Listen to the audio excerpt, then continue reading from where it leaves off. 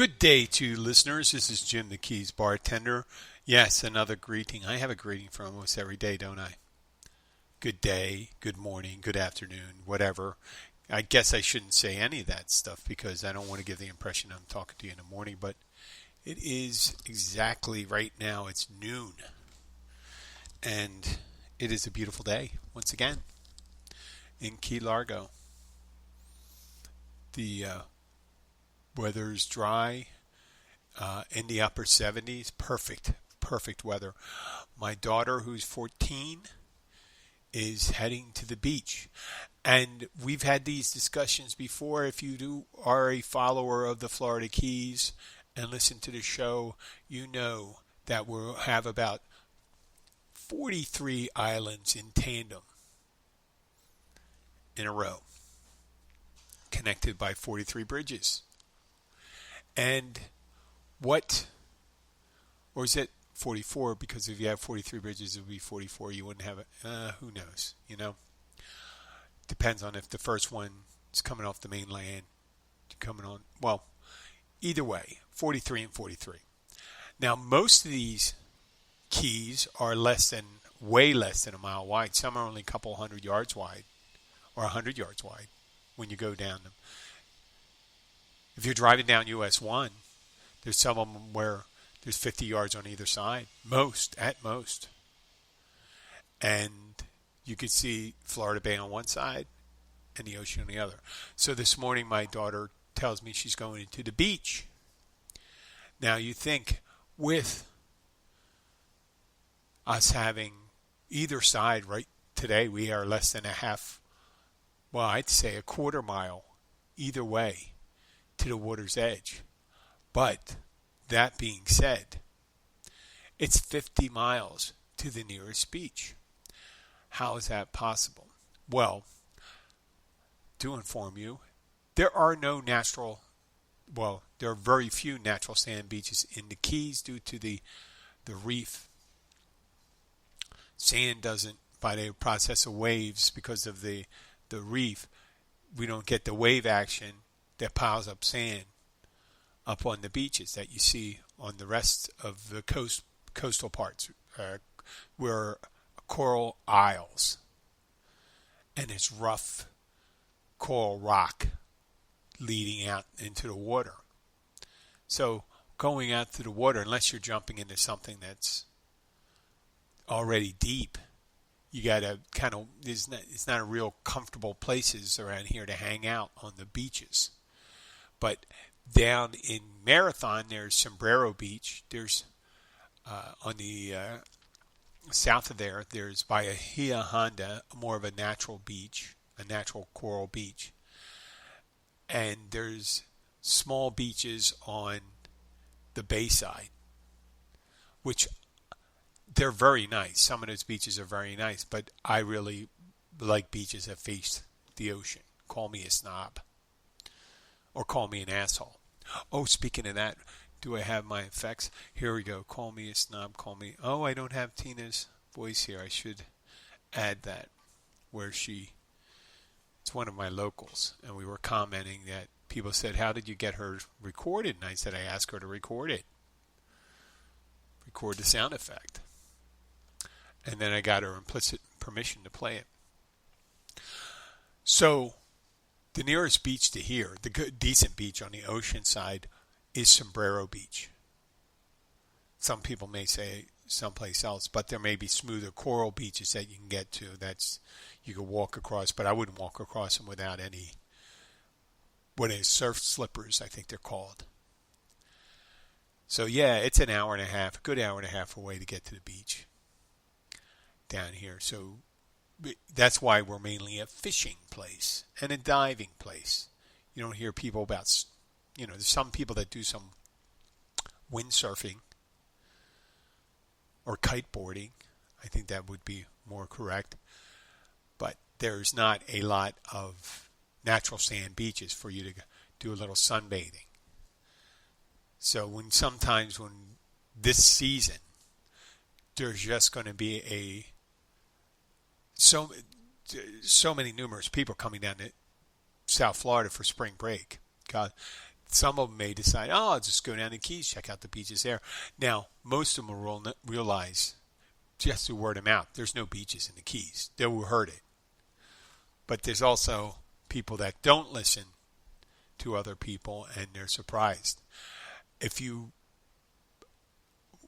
we go way back 1 year, from about a week, a little less than 1 year, right in the beginning as they started shutting things down, closing down South Florida, closing down,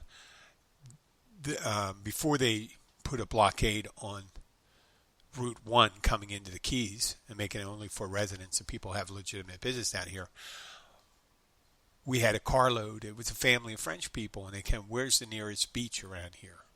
Because at the time they had closed the beaches in Miami and Fort Lauderdale. So I said, the closest beach is Sombrero Beach, 50 miles south. And they found it hard to believe. I said that I could have pointed them out to a coastline. Maybe, do you mean? But, I did study French, but I didn't want to explain to them and say, listen, you're looking for a sandy beach. You're not looking for a rocky beach. It's as if you went to the Gulf Coast, the Pacific Coast, let's say Northern California or Oregon or Washington State. You say, hey, where's the beach? And they directed you to big, where there's big-ass rocks and surf crashing against the rocks. And what are you fucking going to do with that? You're just going to stare and look at it. Some people want to get out. They just think of traditional beaches. We got flat sand sloping down to the beach. Yeah, you don't see that here as much as Miami. So there'll be groups of people coming down here and say, where's the clearest beach, nearest beach? And that being said, we have to say, 50 miles south, even though the ocean is only 150 yards over there, or the bay, Florida Bay is 150 yards over there, and the ocean is 300 yards over there. If you get out there, you'd be right in the water, right? And they ask, there's shark, and then you have the other questions beside the beach. Are there sharks in these waters? No, they stop coming. Sharks don't come within the reef because they don't like Jimmy Buffett. There you go. The sharks don't fucking like Jimmy Buffett. You never hear someone getting attacked while they're listening to Jimmy Buffett. That's not necessarily true. Don't jump in the water and think your protection is putting in the water speaker and start pumping out Jimmy Buffett. Sharks may go into a feeding frenzy if they hear, I'm a pirate or cheeseburger in paradise or something like that. They may just go on a feeding frenzy, tear you limb from limb. Who knows? So we're back to the Keys, and we're back in mid-season. We get lots of people. We had a lot of people yesterday. They're interesting people. It's interesting to me that if you had 200 people come in a night, and then all of a sudden you get pina colada, pina colada, pina colada, pina colada, pina colada orders. And then other nights you may have like 2 pina coladas. But then you get margarita, margarita, margarita, margarita. Or martini, martini, martini, martini. It's rarely one or the other. So it leads me to believe that it's one of those things where people are watching the drink come. I'll have one of those. Oh, there's a pina colada. I have one of those. If someone sees a margarita, I'll have one of those. Because a lot of people that come into the restaurant don't have an idea what they're going to drink. And I can tell these people, I'm going to look at your drink menu. When someone wants to look at a drink menu, I can almost assuredly tell you they do not have a drinking problem.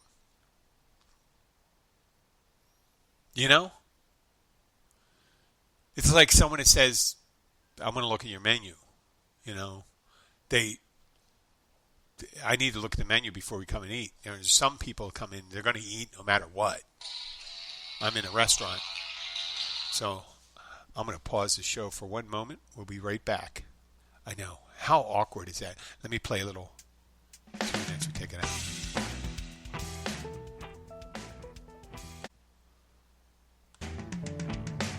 Okay, we're back. Let me take this volume down, pause this music. No, you don't know. But sometimes I have to take a phone call. And I do run several different businesses, and it's awkward. I don't know what's coming in. Most of the phone calls that come in seem to be sales calls. A lot of them were for health insurance, education, college loan debt, which I don't have any college loan debts anymore. Gosh, warranty on my car I no longer own. Gosh, whatever. But I don't even get it. I don't get it for hair loss or penis enlargement or anything like that, which is good. Well, let's get back to the drink thing. Yes, people seem to order drinks when they see them. And when it comes to asking for if we have a drink menu, it doesn't lend itself to the belief that the person might have a drinking problem, because when someone has an interest, a craving for a drink or food, they pretty much know what they're going to get. Or, yeah, if they have a problem drinking, they're going to do that, and they eat a lot of food, they know what they're going to get there. What do you have? Now, we have incidences of people that just want stone crab. Just stone crab. And normally someone has one particular thing. If they're really choosy about what they want to get, then traditionally they don't have an eating problem. Meaning overeating problem. Same thing with a drinking problem. People say, well, I'm not going to drink if I don't have this. Then obviously, God, there's so many other things. If you had a drinking issue, if they didn't have bourbon, you drink Canadian whiskey. If you didn't have Canadian whiskey, you drink Scotch. You drink what they have. Well, this is what I have. I won't have a drink. That's it. Same big thing. But that's what we notice down here. People come in here to look around and they go, well, what do you got? How many drinks you have? What kind of thing? Here's my drink menu, this and that. Oh, I have a Miller Lite on draft. After all that. And it may sound tropey, but that happens a lot. People are so inundated with choices. They can't figure out what they're going to get. They have a hard time making a decision. Throw more choices at them, the more things they have. There's some huge menus. When you talk about rice, huge. It's called menu bleed or menu growth or something. It just goes and goes, and people add things. Every time the rule of thumb is when you have a healthy size menu, when you add something, you take something off. Obviously, if you have a chicken dish, you can make all sorts of different chicken dish. Right? You don't have to have that. You don't have to have that one chicken dish on there. If someone sees a chicken piccata and you see they have cheese and they have sauce, chances are they're going to probably be able to do chicken parmesan if it's not on the menu. No problem. Just ask. That being said, if you are in Key Largo, mile marker 102 on the ocean side, check out the Catch Restaurant and Bar. It's open every day for lunch and dinner, Monday through Friday. They have a happy hour from 3:30 to 6:30 with great food and drink prices for you, such as the oysters, wings, steamed shrimp. They also have a $4 fish dip and a $4 tuna tataki.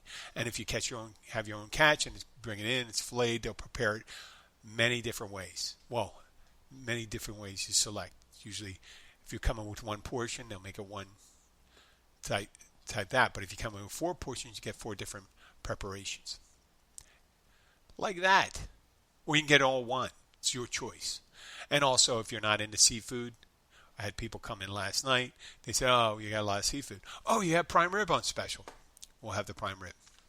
And there's a lot of people. Seafood isn't for everyone.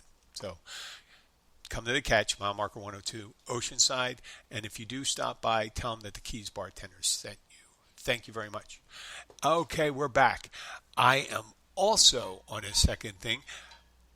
I wanted to talk about how when people come in, we have our locals and we have our tourists. I like to treat our locals as if They deserve the respect of tourists, but also familiarity of a friend. And tourists, given the option, if they want to be friendly, I'll treat them with the familiarity of a local if they want. And I'm at an advantage because I always thought when someone sits at a bar, when they choose to sit at the bar, that they're expecting a little more, and how shall I put it? Do I want to say intimacy? It's not like I'm going to go over and grab their boob.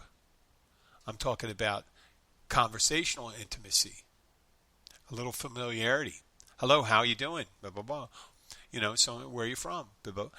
Show some interest. You go, you having a good time down here? Great, great. And then I always tell a little story. You say, listen, a lot of different places people go, they got to deal with the locals, and with tourists, you got to deal with locals and how they feel about you and stuff like that. Down here, most of the people you're going to run into are from someplace else originally. It's not like when you go to Martha's Vineyard or let me see, Mount Carmel by the Sea or something like that, where you just have people that have been there their whole lives. Now, there are people down here that have been there their whole lives, and they seem to make a big deal about it. I'm a conch. So congratulations on being from one place your whole life and never seeing anything. I mean, a lot of people have gone out and done things where served in the military and then came back, and they've been to places. But to be proud of being from one place, I never really got the thing about it. I always tell people when they ask me where you're from, I say Philadelphia because that's where I spent half my life.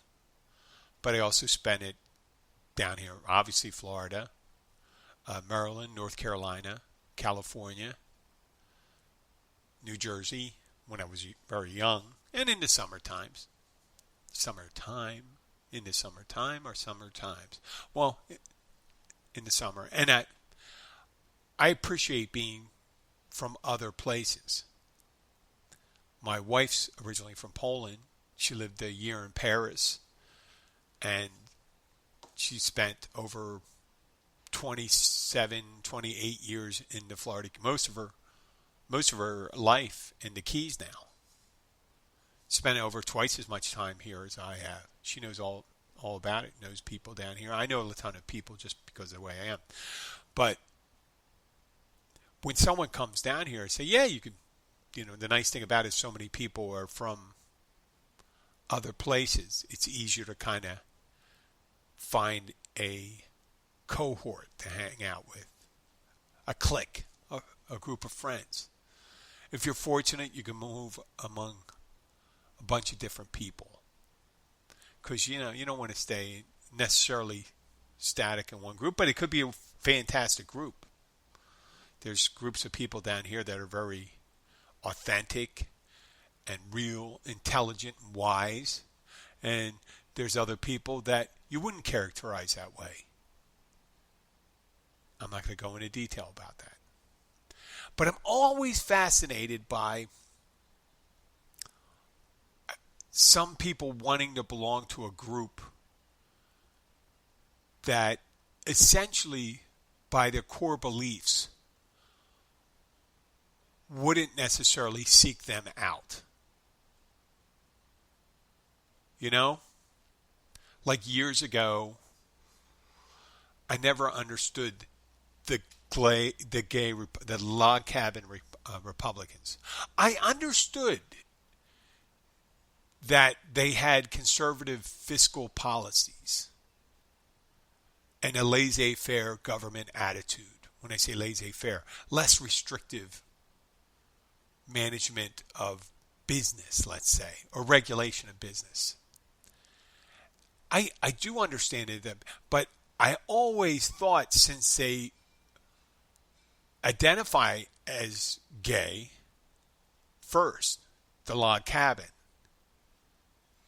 that's such a primary part of their life. They would want to belong to a group that openly receives that lifestyle under their tent. where we all know, even currently, with a lot of there's rampant homophobia by people in more conservative groups, socially more conservative, and it's almost as that they want to meld their gay lifestyle into the traditional Republican values of God, country, and family, or country, God, country, and family, and try to do it with them. Like, I think there was a gay couple in the reboot of Stepford Wives from like 12 years ago or 15 years ago. The one with Nicole Kidman and Matthew Broderick, I think, if I'm not correct. But it's almost like, yeah, we want to move in those circles and we want them to accept us. Well, they really don't accept you because they're always beating back the next thing, like transgender and all that stuff. And people get all pissed off when you hear about it. There's only two genders, they say. And, you know, when you do not understand something, if you don't understand science or you do not understand chemistry, people that hundreds of years ago, a couple hundred years ago, they would have 4 elements, right? You had fire, air, or 3 elements: fire, air, water. Is there another one? Fire, air, water, earth. Earth, fire, air, water, whatever. That's 4 elements. And then someone came along and says, no. There's over 100 different elements. And they go, what? Oh yeah, when you talk about air, there's all different types of things that could be in air. And then they start explaining hydrogen, oxygen, nitrogen, methane. And methane's more of a molecule, I guess. But they fall back on their previous knowledge of there only being 4 elements. They don't want to hear that there's 180 different or whatever there is. You know, it's a shame. But I acknowledge someone says there's some elements. And imagine when they came up with the elements, when you had iron, oxygen, carbon, gold, silver, copper,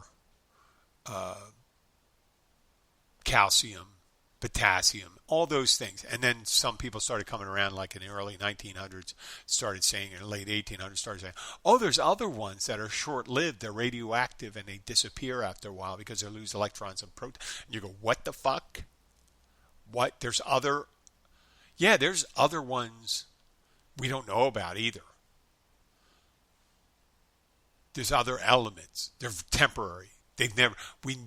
We haven't seen one, but we know they exist.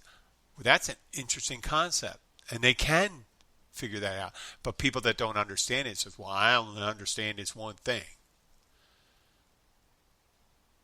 So when I talk about people wanting, they don't have an understanding of I'm not saying they don't have the capability. I'm saying they're intellectually lazy not to consider it a possibility that these things could exist. Not to consider that it's a possibility that you could be born female, but consider yourself male. Right? They won't even consider it a possibility. It's just not there. But they consider crazy possibilities all the time. Right? There's, the crazy conspiracy group that I think today was another day that Biden's supposed to be in a prison in Guantanamo, and then Trump may reappear as president. Miracle, They'll believe it. And the new conspiracy is that President Barack Obama is Hitler's grandson. Yep, that's a real one. I heard that one too. I heard that on Bill Maher last night. As well as you can believe in Jewish space lasers starting fires in California. You can believe that, what else? Any crazy shit that the U.S. is a corporation, and any batch, or pizza places run by the Democratic Party are eating babies and all that stuff. They can believe that, but they can't extend their beliefs past anything else. So they have to have an arcane, convoluted, non-science-based belief in something crazy. It's almost like magical. So they each week they're coming up with a new Easter Bunny, Santa Claus story for themselves. So when someone says, hey, I want to belong to that group, and I realize, log cabin Republicans, they say, oh, well, we realize some of the Republicans are very conservative and they don't necessarily believe in our lifestyle, but they understand that we're for low taxes, a regressive tax system where the wealthy get taxed less and less services provided to the moderate and lower median income people, and less restrictions on business. They'll accept us. But they'll say, but look over here inside our group. We have people that not only don't agree with your lifestyle, that actively believe that being gay is an anathema to God. And that you should, not only should you, some people say, oh, you're going to go to hell. You're going to go to hell. You have a sinful lifestyle. Matter of fact, you don't deserve to live. And that's what some of these people that are under the same umbrella that decide to, what would you call that? Caucus. They decide to caucus. These parties have under their caucus a big tent. Right? And yes, on the Democratic side, there's Antifa. And some of them are crazy. And they burn things to make just to make a point and stuff like that. That's our bad group. And then they don't necessarily vote. So I don't think we don't court Antifa. And we can go out and say things about it and say it's horrible. And we deny them. We're against the violence and all that stuff. And say it beforehand. We're against violence, peaceful protesting and all that. We could say that. But it's hard for them to say that, call out the KKK. The Republicans can't call out the KKK or Aryan Nation and say like that. Say, listen, we don't want your vote. You guys should go away. We disavow you. We disavow you. We don't want to hear from you. You can say that simple enough, but they don't, because they caucus with the Republican Party right now, because they have a QAnon following leader. So in South Florida, we have a group of people, Cuban Americans, that voted heavily for Trump because of Spanish language, heavily influenced by Spanish language advertising in the 2020 electoral cycle, where compared to Democrats to Fidel Castro in Venezuela, the long dead Hugo Chavez, who for some reason they think is still manipulating. Hugo Chavez is still, and there's a new guy over there. You can agree with someone, you can have a similar thing you call yourself and not be that person. So a Bernie Sanders socialist is not a Hugo Chavez or not a Fidel Castro. Bernie Sanders is an American, and he has a belief in that of fairness for the working class in the United States. That's his core belief.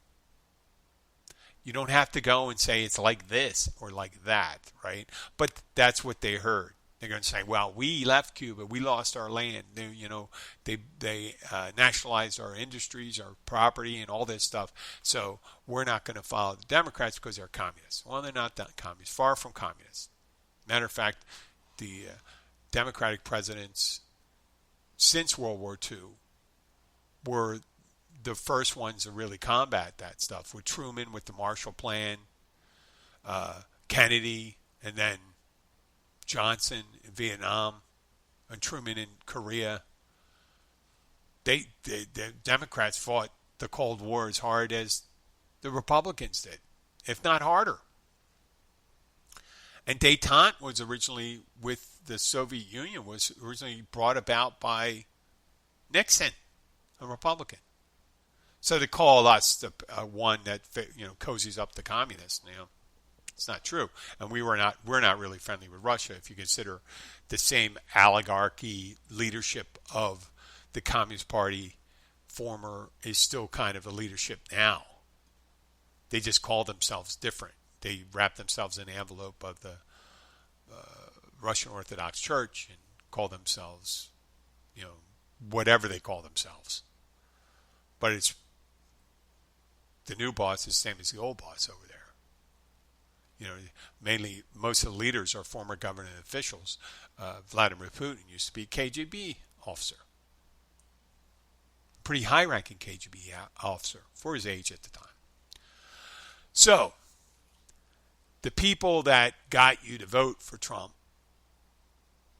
the people that you voted with or caucused with, once they hear you speak with a Latin accent or using Spanish, they are immediately turned off.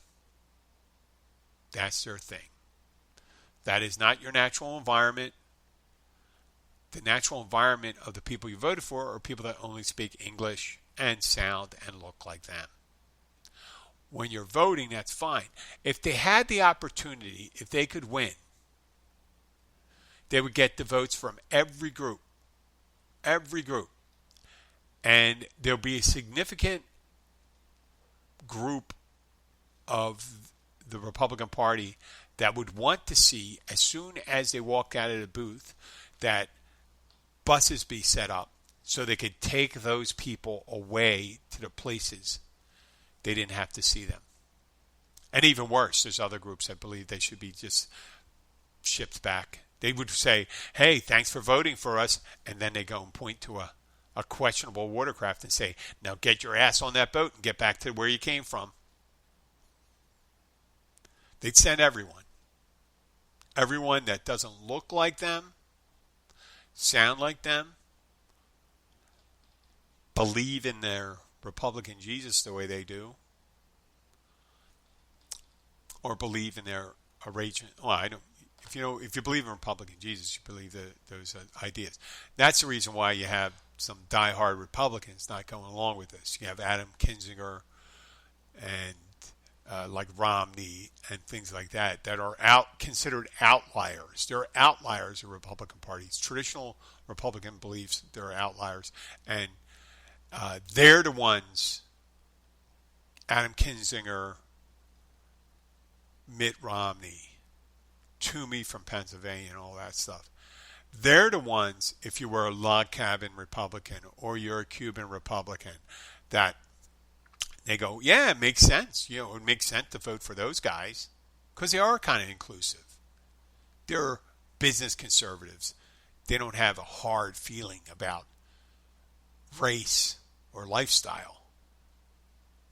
But the other people, the driving force of this party right now, does not want you here. Does not want you here one bit. And they can't say that because they still need your vote. And they got a couple million of your vote. Okay, lucky for them. If it wasn't for that, Florida would have a Democratic governor, I believe. Even though DeSantis performed a little better, I think, than DeSantis wasn't up for it on this one.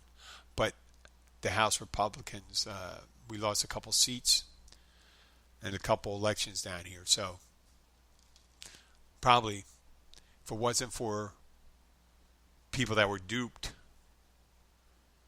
to vote against their interest, then we'd be singing a different tune. And I wouldn't have to explain myself to people why does Florida seem to do everything against its own best interest. But it really doesn't. It does it for the best interest of the people that, the way most people vote, and the way they consider, and the way they deliver services as elected government officials is I'm going to serve the constituency that elected me in. I'm not going to serve the constituency that didn't support me, which is a wrong-headed idea. It's like a doctor saying the same thing. I am only going to serve people that think like me.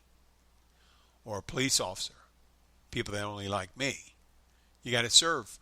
Now, obviously, if you're being attacked by someone, you got to respond. But I'm talking about something different.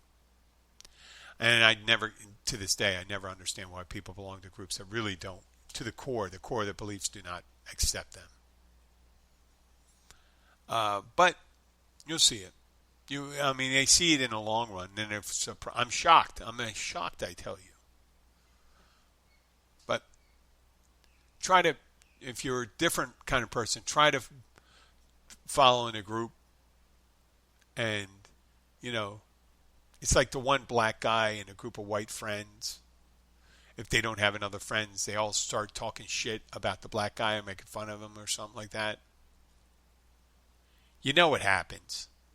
And I'm sure they walk in on it sometimes and they say, what the fuck? What's this shit they're saying right now?